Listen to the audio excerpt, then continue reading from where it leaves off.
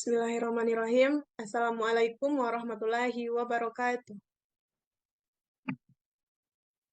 Baiklah, kami dari kelompok 1 yang beranggotakan Dinda Rahmatul Husna dengan NIM 21031063, Maharani Intan Pertiwi dengan NIM 21031136, Mutia Izzah 21031143, dan saya sendiri Nur Fazlin 21031029.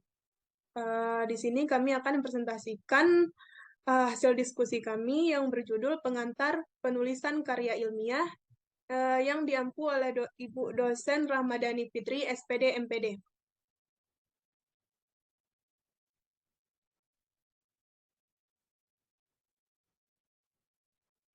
Pada materi yang akan kami presentasikan ada 4 topik, yaitu yang pertama, pentingnya pengetahuan tentang penulisan karya ilmiah, yang kedua, ilmu dan proses berpikir, yang ketiga, ilmu dan kebenaran, yang keempat, berpikir ilmiah dan metode ilmiah.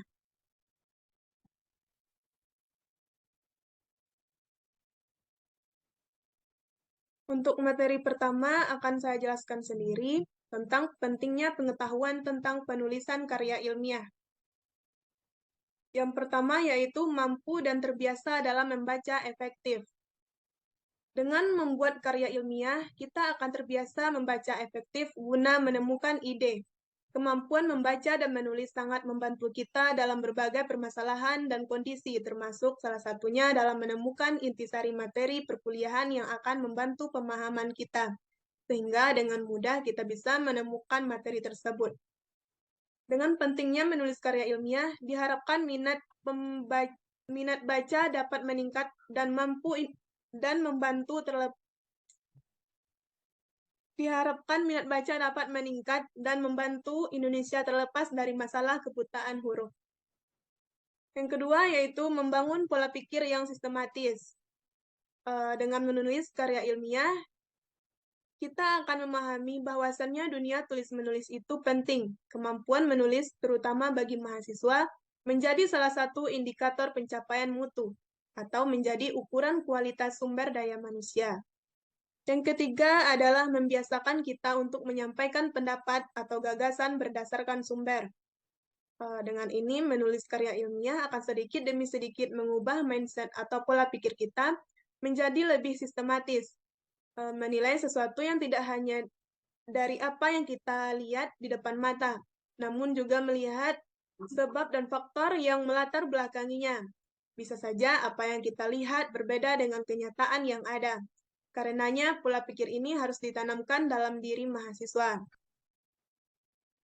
Yang keempat yaitu mengenal dan akrab dengan dunia kepustakaan.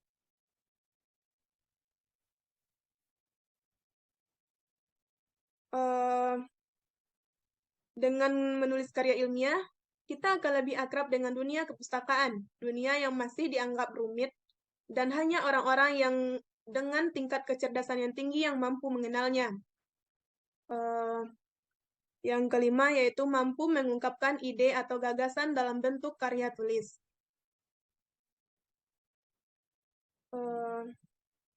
Next. Untuk materi kedua, yaitu tentang ilmu dan proses berpikir, akan dijelaskan oleh Dinda Rahmatul Husna. Kepada Dinda, kita persilahkan. Baik, terima kasih kepada moderator atas kesempatannya. Saya akan melanjutkan materi berikutnya mengenai ilmu dan proses berpikir. Yang pertama, definisi ilmu secara umum. Ilmu atau ilmu pengetahuan adalah seluruh usaha sadar untuk menyelidiki, menemukan, dan meningkatkan pemahaman manusia dari berbagai segi kenyataan dalam alam manusia. Berikutnya ada definisi ilmu menurut para ahli. Yang pertama oleh Thomas Kuhn, ilmu adalah himpunan aktivitas yang menghasilkan banyak penemuan, baik dalam bentuk penolakan dan pengembangannya. Yang kedua, ada dari Dr. Muhammad Hatta mendefinisikan tiap-tiap ilmu pengetahuan yang teratur tentang pekerjaan kausal dalam satu golongan masalah yang sama tabiatnya, baik menurut kedudukannya tampak dari luar maupun bangunannya dari dalam. Yang ketiga, ada Maurice Bucaille, ilmu merupakan kunci untuk mengungkapkan segala hal, baik dalam jangka waktu yang lama maupun sebentar. Yang keempat ada dari Harold Hatitus, mendefinisikan ilmu atau sains diartikan sebagai common science yang diatur dan diorganisasikan mengadakan pendekatan terhadap benda-benda atau peristiwa-peristiwa dengan menggunakan metode observasi yang teliti dan kritis. Yang kelima, menurut Ashley Montagu, menyebutkan bahwa ilmu pengetahuan adalah pengetahuan yang disusun dalam suatu sistem yang berasal dari pengamatan, menentukan hakikat dan prinsip hal yang sedang dipelajari. Yang terakhir ada menurut N.S. Asmadi, ilmu merupakan sekumpulan pengetahuan yang pada dan proses mengetahui melalui penyelidikan yang sistematis dan terkendali. Berikutnya, definisi proses berpikir. Secara umum, proses berpikir merupakan urutan proses mental yang terjadi secara alamiah atau terencana dan sistematis pada konteks ruang, waktu, dan media yang digunakan, serta menghasilkan suatu perubahan terhadap objek yang mempengaruhinya. Proses berpikir merupakan suatu peristiwa mencampur, mencocokkan, menggabungkan, menukar, dan mengurutkan konsep-konsep, persepsi-persepsi, serta pengalaman sebelumnya. Adapun definisi lain tentang proses berpikir. Yang pertama, berpikir adalah gejala jiwa yang dapat menetapkan hubungan-hubungan di antara pengetahuan yang dimiliki. Yang kedua, berpikir adalah suatu proses dialektis. Yang ketiga, menurut Plato, berpikir adalah berbicara dalam hati. Keempat, berpikir adalah proses yang dinamis dan dapat digambarkan menurut proses atau jalannya. Dan yang terakhir, menurut Kamus Besar Bahasa Indonesia, berpikir artinya menggunakan akal budi untuk mempertimbangkan dan memutuskan sesuatu, menimbang-nimbang dalam ingatan. Berikutnya, pola berpikir. Ada beberapa pola berpikir, diantaranya berpikir konkret, yaitu berpikir dalam dimensi ruang, waktu, dan tempat tertentu. Ada berpikir abstrak, yaitu berpikir dalam ketidakberhinggaan, sebab bisa dibesarkan atau disempurnakan keluasannya. Yang ketiga, berpikir klasifikatoris, yaitu berpikir mengenai klasifikasi atau pengaturan menurut kelas-kelas tingkat tertentu. Yang keempat ada berpikir analogis, yaitu berpikir untuk mencari hubungan antar peristiwa atas dasar kemiripannya. Berikutnya, berpikir ilmiah, yaitu berpikir dalam hubungan yang luas dengan pengertian yang lebih kompleks, disertai pembuktian-pembuktian. Dan yang terakhir ada berpikir pendek, yaitu lawan berpikir ilmiah yang terjadi secara lebih cepat, lebih dangkal, dan seringkali tidak logis. Berikutnya ada proses berpikir. Secara umum, proses berpikir itu ada 3. Yang pertama, pembentukan pengertian, kemudian pembentukan pendapat, dan penarikan kesimpulan. Yang pertama, pembentukan pengertian. Dalam tahap ini, setidaknya dibentuk melalui beberapa tingkatan sebagai berikut. Yang pertama, menganalisis ciri-ciri dari objek yang sejenis, kemudian membandingkan ciri tersebut untuk menemukan ciri-ciri yang sama, ciri-ciri yang tidak sama, mana yang selalu ada dan mana yang selalu tidak ada, mana yang hakiki dan mana yang tidak hakiki. Dan yang terakhir, mengabstraksikan, yaitu menyisihkan, membuang ciri-ciri yang tidak hakiki, menangkap ciri-ciri yang hakiki. Yang kedua, ada pembentukan pendapat. Pembentukan pendapat merupakan peletakan hubungan antara 2 atau lebih pengertian. Pendapat tersebut dapat dinyatakan dalam bentuk kalimat. Pendapat tersebut terbagi atas 3 kategori, yaitu pendapat afirmatif atau positif, pendapat negatif, dan pendapat modalitas atau kemungkinan. Dan yang ketiga ada penarikan kesimpulan. Terdapat 3 macam kesimpulan, yaitu kesimpulan induktif merupakan kesimpulan yang diambil dari berbagai pendapat khusus yang nantinya tertuju pada satu pendapat umum. Misalnya, tembaga dipanaskan akan memuai, perak dipanaskan akan memuai, besi dipanaskan akan memuai, kuningan dipanaskan memuai, sehingga dapat ditarik kesimpulan, yakni semua logam bila dipanaskan akan memuai. Yang kedua ada kesimpulan deduktif, merupakan kebalikan dari simpulan induktif yang mana penarikan kesimpulannya berdasarkan pada hal yang umum, kemudian tertuju pada hal yang lebih khusus. Misalnya, pendapat umumnya yaitu semua logam bisa dipanaskan akan memuai. Sehingga untuk penarikan kesimpulannya, tembaga dipanaskan akan memuai, perak dipanaskan akan memuai, besi dipanaskan akan memuai, dan kuningan yang dipanaskan akan memuai. Yang ketiga ada kesimpulan analogis, merupakan kesimpulan yang didapatkan dengan cara membandingkan atau menyesuaikan dengan berbagai pendapat khusus yang telah ada. Misalnya, Andi adalah anak yang pandai, dan Andi naik kelas. Penarikan kesimpulan analogisnya adalah Sally anak yang pandai, pastinya akan naik kelas juga. Mungkin sekian penjelasan materi dari saya kembalikan kepada moderator. Terima kasih kepada Dinda. Untuk materi selanjutnya tentang ilmu dan kebenaran akan dijelaskan oleh Intan. Pada Intan kita persilakan. Baik, terima kasih moderator.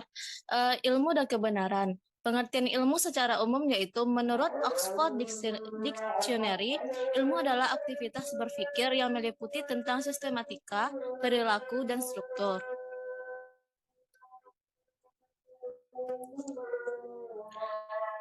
Dan pengertian ilmu menurut para ahli, menurut Muhammad Hatta, ilmu adalah pengetahuan mengatur tentang suatu pekerjaan umum karena akibat dalam suatu kelompok masalah yang sifatnya sama, baik dilihat dari kedudukannya ataupun hubungannya yang tampak dari luar maupun dalam. Menurut Minto Rahayu, ilmu adalah pengetahuan yang telah disusun secara sistematis dan berlaku umum. Menurut Harold H. Titus, ilmu diartikan sebagai common science yang diatur serta diorganisasikan dengan mengadakan pendekatan terhadap benda atau peristiwa dengan menggunakan cara atau metode observasi yang teliti serta kritis. Menurut N.S. Asmadi, ilmu adalah suatu sekumpulan pengetahuan yang padat dan proses mengetahui melalui penyelidikan yang sistematis dan terkendali.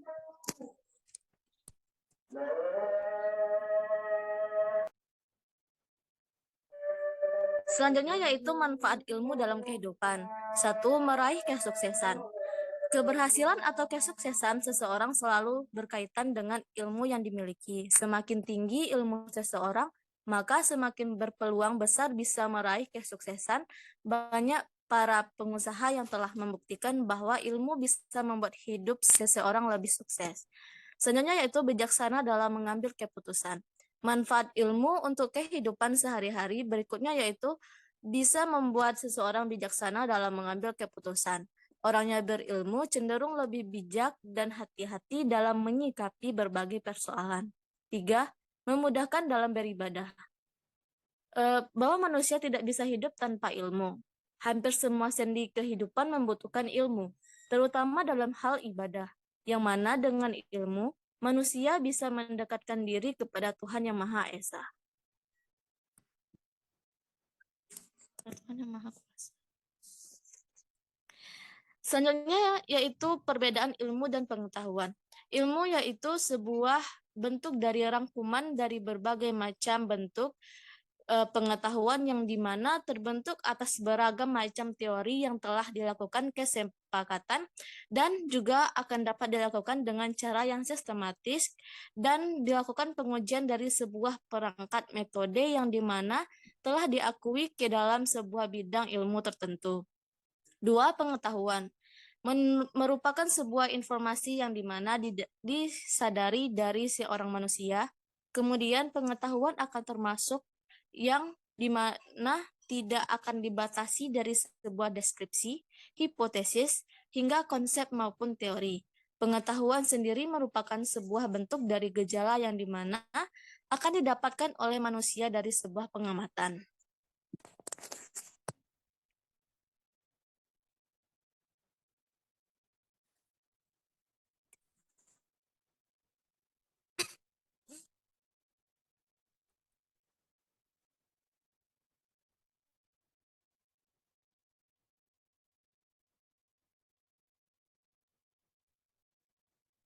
Selanjutnya yaitu kebenaran.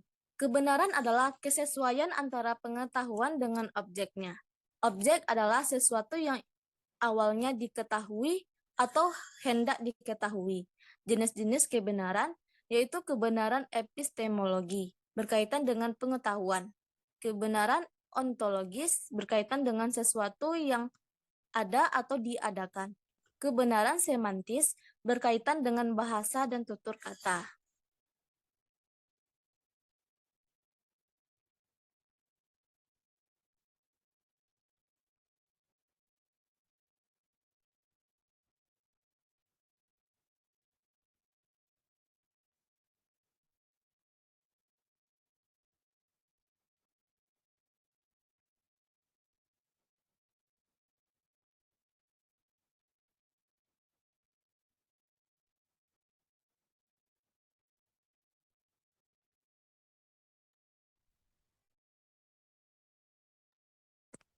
Baik, selanjutnya yaitu kebenaran dapat dikelompokkan ke dalam 4 gradasi berpikir, yaitu 1. Kebenaran biasa. Kebenaran yang dasarnya adalah common sense atau akal sehat. Kebenaran ini biasanya mengacu pada pengalaman individual, tidak tertata dan sporadis sehingga cenderung sangat subjektif sesuai dengan variasi pengalaman yang dialaminya. Namun demikian, seseorang bisa menganggapnya sebagai kebenaran apabila telah dirasakan manfaat praktisnya bagi kehidupan individu atau orang tersebut. 2. Kebenaran ilmu, yaitu kebenaran yang sifatnya positif karena mengacu pada fakta-fakta empiris, serta memungkinkan semua orang untuk mengujinya dengan metode tertentu dengan hasil yang sama atau paling tidak relatif sama. 3. Kebenaran filsafat. Kebenaran model ini sifatnya spekulatif, mengingat sulit tidak mungkin dibuktikan secara empiris. Namun, bila metode berpikirnya difahami, maka seseorang akan mengakui kebenarannya. Satu hal yang sulit adalah bagaimana setiap orang dapat mempercayainya, karena cara berpikir di lingkungan filsafat pun sangat bervariasi. 4. Kebenaran agama, yaitu kebenaran yang didasarkan kepada informasi yang datangnya dari Tuhan melalui utusannya. Kebenaran ini sifatnya dogmatis, artinya ketika tidak ada kefahaman atas sesuatu hal yang berkaitan dengan agama, maka orang tersebut tetap harus mempercayainya sebagai suatu kebenaran. Susunan tingkat kebenaran. Tingkatan kebenaran indera adalah tingkatan yang paling sederhana dan pertama yang dialami oleh manusia. Tingkatan ilmiah, pengalaman-pengalaman yang didasarkan di samping melalui indera, diolah pula dengan rasio. Tingkat filosofis, rasio dan pikir murni, renungan yang mendalam mengolah kebenaran itu semakin tinggi nilainya. Tingkat religius, kebenaran mutlak yang bersumber dari Tuhan Yang Maha Esa dan dihayati oleh kepribadian dengan integritas dengan iman dan kepercayaan. Selanjutnya yaitu teori-teori kebenaran. Menurut satu yaitu teori koresponden, yaitu perbandingan antara realita objek dengan apa yang ditangkap oleh subjek. 2. Teori konsintesi. Teori ini merupakan suatu usaha pengujian atau tes atas arti kebenaran. Mementingkan sebuah kebenaran bukanlah didasarkan atas hubungan subjek dengan realita. Sebab apabila didasarkan atas hubungan subjek, ide, kesannya, dan komprehensionnya dengan objek pastilah ada subjektifnya. Oleh karena itu, pemahaman subjek yang satu tentang sesuatu realitas akan mungkin sekali berbeda dengan apa yang ada di dalam pemahaman subjek lain. 3. Teori pragmatis, yaitu berusaha menguji kebenaran ide-ide melalui konsekuensi pada praktek atau pelaksanaannya. Pragmatis menguji kebenaran dalam praktek yang dikenal aprah pendidik sebagai metode project atau metode problem solving dari dalam pengajaran. Yang keempat yaitu kebenaran religius, yaitu kebenaran secara ontologis dan aksiologis, bersumber dari Tuhan yang disampaikan melalui wahyu.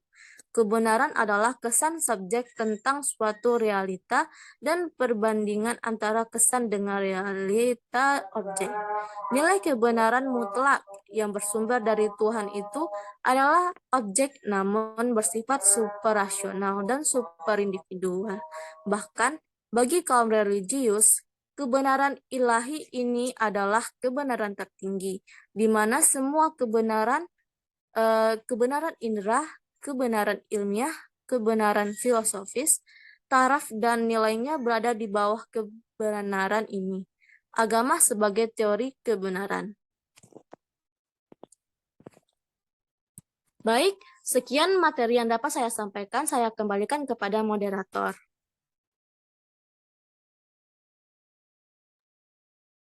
Terima kasih kita ucapkan kepada Intan.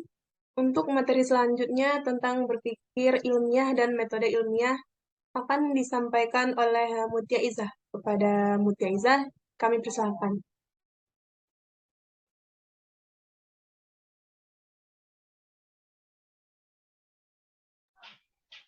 Baik, terima kasih kepada moderator. Materi selanjutnya yaitu berpikir ilmiah dan metode ilmiah. Pemikiran ilmiah adalah pemikiran logis dan empiris. Logika atau logis dan empiris dibahas secara mendalam atas dasar fakta yang dapat dibenarkan.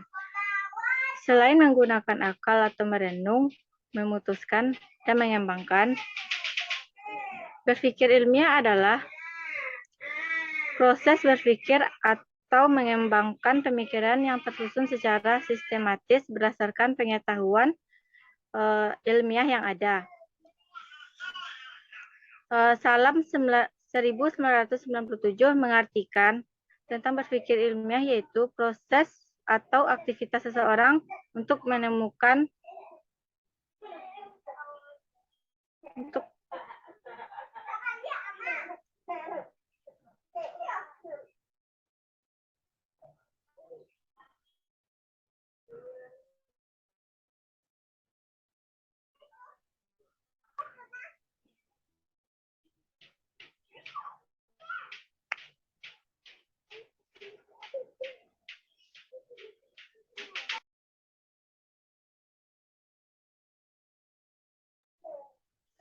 materi selanjutnya yaitu berpikir ilmiah dan metode ilmiah. Pemikiran ilmiah adalah pemikiran logis dan empiris. Logika itu logis dan empiris dibahas secara mendalam atas dasar fakta yang dapat dibenarkan. Selain menggunakan akal atau merenung, memutuskan, dan mengembangkan. Berpikir ilmiah adalah proses berpikir atau mengembangkan pemikiran yang tersusun secara sistematis berdasarkan pengetahuan ilmiah yang ada. Salam 1997 mengartikan tentang berpikir ilmiah, yaitu proses atau aktivitas seseorang untuk menemukan atau memperoleh pengetahuan. Berpikir ilmiah adalah proses berpikir yang mengarah pada suatu kesimpulan berupa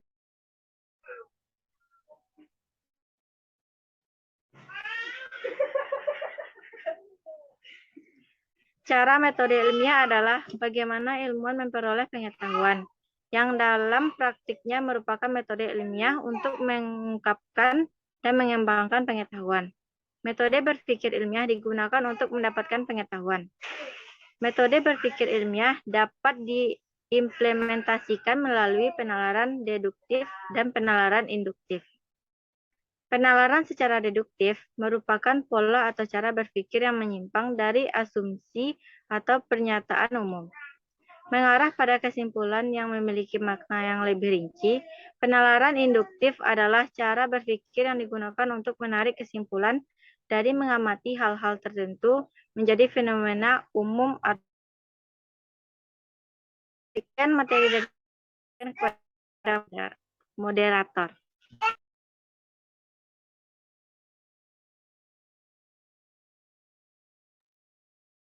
Baiklah, terima kasih kita ucapkan kepada Mutia Izah. Dengan berakhirnya materi terakhir tadi, maka berakhir pula lah presentasi kami pada sore hari ini. Semoga materi yang dapat kami sampaikan dapat bermanfaat bagi kita semua. Baiklah, saya sudahi dengan Assalamualaikum warahmatullahi wabarakatuh. Waalaikumsalam.